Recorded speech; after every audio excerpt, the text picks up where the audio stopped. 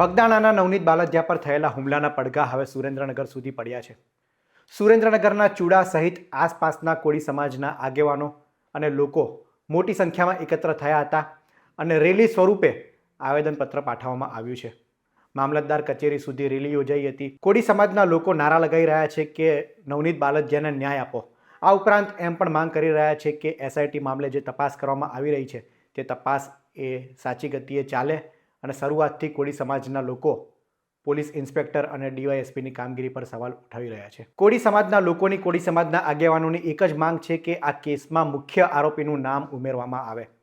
Police કામગીરીની વાત કરીએ તો અત્યાર સુધી કુલ 8 લોકો વિરુદ્ધ ફરિયાદ નોંધાઈ છે અને તેમની ધરપકડ પણ કરવામાં આવી ગઈ છે. પરંતુ કોળી સમાજના લોકોનો આરોપ છે કે જયરાજ આહિરના ઇશારે નવનીત બાલદિયા પર હુમલો થયો છે, ત્યારે તેમનું નામ એફઆઈઆરમાં ઉમેરવામાં આવે.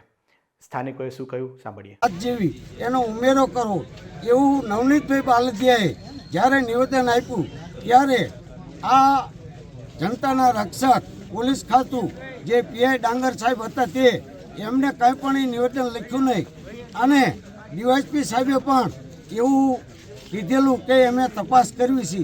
છેલ્લે એમને ક્લીન ચીટ આપી કે આમાં ભાઈ જયરાજભાઈ આહિર આમાં નથી એવી ક્લીન ચીટ આપી અને હમણાં એમને પછી અમરેલી રેન્જ આઈજી સાહેબે જે એસઆઈટીની રચના કર્યા પછી જે ડીવાયએસપી સાહેબ છે એને ભૂલ સ્વીકારી, પણ અમને સંપૂર્ણ સમસ્ત કોળી સમાજને એવો વિશ્વાસ છે કે એસઆઈટીની રચના કરી અને આઈજી સાહેબ ઉપર અમને સંપૂર્ણ વિશ્વાસ છે કે નવનીતભાઈ બાલદિયાને સંપૂર્ણ એમને ન્યાય મળશે અને કલમનો ઉમેરો થશે અને જે બાકી ગુનેગાર છે એને એફઆઈઆરની અંદર દાખલ કરવામાં આવશે એવી અમને સમસ્ત કોળી સમાજ ચૂડા તાલુકાના સમસ્ત કોળી સમાજને એવો વિશ્વાસ છે.